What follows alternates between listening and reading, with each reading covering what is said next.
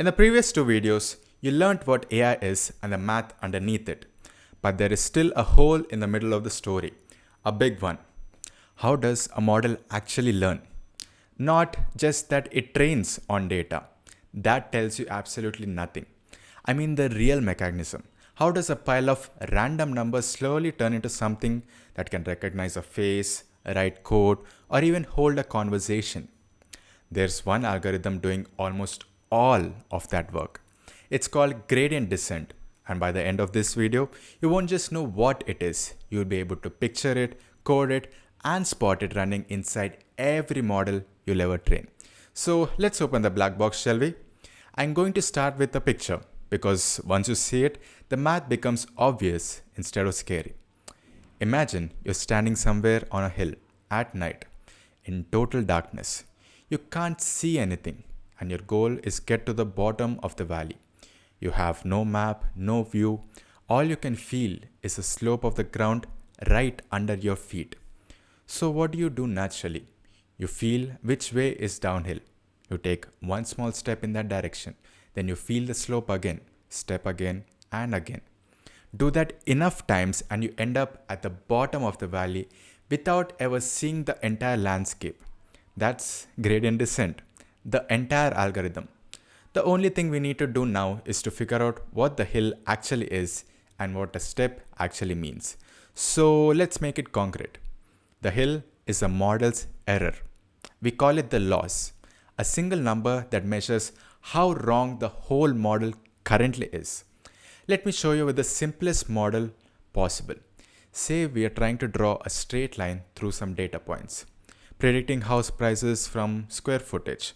Our line has one knob we can turn, its slope. Let's call it W for namesake. For every value of W, the model makes predictions and we can measure how far off those predictions are from the real prices. That's how far off is the loss. Now here's a key move. Let's plot the loss against the knob. On the horizontal axis, the value of W. On the vertical axis, how wrong the model is for that particular value of W. You get a curve shaped like a valley. Way up high on the left, the slope is badly wrong. Huge loss. Way up on the right, also wrong. Again, huge loss. And somewhere in the bottom is a sweet spot, the value of W that makes the model as accurate as it can be. Training the model means finding the bottom of that valley. And that's it. That's the entire goal. And now you see why the hill metaphor is perfect for this scenario. We're standing somewhere on this curve with a random starting W in the dark and we need to walk down to the bottom. So how do we feel the slope? Here's a question that sounds hard but has a beautiful answer. How does a computer know which way is downhill when it can't see the whole picture? The answer is the single most useful idea in all of machine learning. It's called the gradient. And in plain terms, it's just the slope of the curve at the exact spot you're standing. Think about standing on that hill in the earlier example. You don't need to see the whole valley to know which way is down. You just need to feel the ground tilting under your feet, right where you are currently. That's what the gradient is. At your current position is a curve tilting up to the right or down or to the left. If the curve slopes upward as you go right, then downhill is to go left. So you should decrease your number. If the slope is downward as you go right, then downhill is to the right. So you increase it more and more. The gradient hands you that direction automatically at any point on that curve. You never need the full map. You just need the slope under your feet. And that's the whole trick. A problem that looks like it needs a God's eye view of the entire landscape actually just needs one local measurement repeated until you find the local minimum. Feel the slope, step against it, repeat. That's how someone or something with zero understanding of the big picture still finds its way to the bottom. Okay, so the gradient gives us a direction. Now let's take the actual step. This is the one piece of math in the whole video and you already understand every part of it. Read it in plain English. Your new setting equals your old setting minus a small step in the direction of the slope.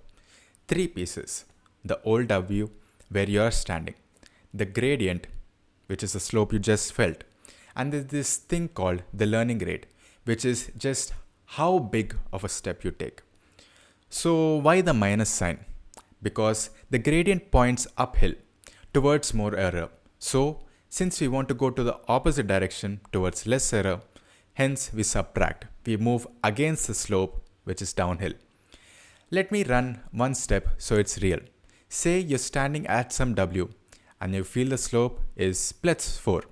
The curve is rising steeply to the right with a learning rate of, let's say, 0.1. Your step is 0.1 times 4, which is 0.4. You subtract that and you move left by 0.4. You just slid a little further down the valley. Do that again. Each step, the slope gets gentler because you're getting closer to that bottom. Eventually, the slope is basically flat. You're at the minimum and the model has learned the best W it can. That's gradient descent, start to finish. Now, that learning rate, the step size, turns out to be the most important dial in the whole process, and it's worth understanding why. Picture three versions of our hill walk. In the first, your steps are tiny, cautious little shuffles. You will reach the bottom, but it takes forever. Training crawls. In the second, your steps are just right.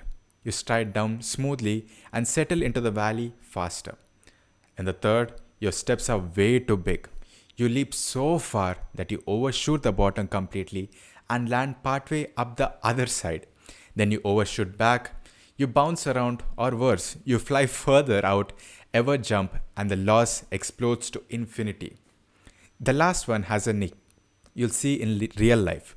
Your loss suddenly blows up to NaN, not a number, and your training dies completely. 9 times out of 10, the learning rate was too high, and now you know why. That's why people often start with bigger steps to cover ground faster, then shrink them near the bottom for a softer landing. Big strides first, careful shuffles at the end. So far, I've kept us on a simple curve with one knob. Let me connect this to a real model because the jump is smaller than you'd think. A real neural network doesn't just have one knob, it has millions or even billions. All those weights we've talked about in episode 1. So instead of a 2D valley, picture a landscape in millions of dimensions. You can't visualize that and you don't need to. The idea is identical. At your current position, the gradient now points in the steepest uphill direction across all of the millions of knobs at once. And you step against it. You repeat. This is where linear algebra from the last episode quietly pays off. The gradient is a vector, one number per knob, telling each weight which way to move. The update is just that vector scaled by that learning rate, subtracted from your weights.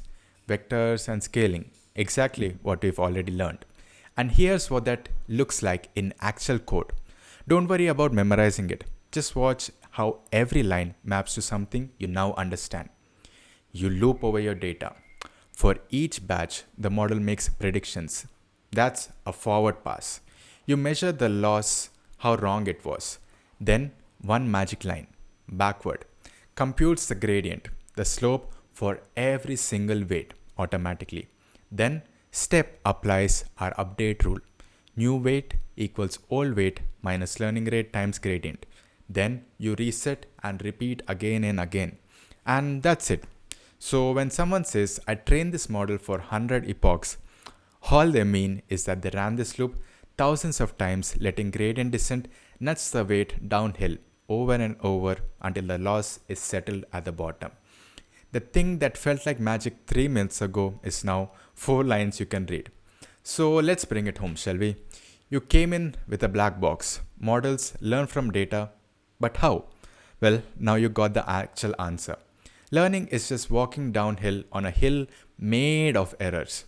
The gradient is the slope under your feet. It tells you which way is down. The update rule takes one small step against the slope. The learning rate is your step size. Too small and you crawl. Too big and you'd explode. And a real model is the same walk in millions of dimensions repeated until the loss is settled. That's not a metaphor for how models learn. That is how they learn. Every single one of them. So here's one next step. Next time you see a training loss curve in a tutorial, a paper, or maybe even your own code, look at its shape. Is it dropping smoothly, bouncing, flatlining too early? You can now read that curve like a story about the walk down the hill. That single skill will make you better at training models than most people who can recite the definition. And coming to the next video, we tackle the thing that goes wrong after everything that you train. Your model learns the training data a little too well and falls apart in the real world. That's overfitting. The two ways every model can lie to you and how to stop it. If this finally made training make sense, subscribe and like this video, and I'll see you in the next walk. Until then, God bless.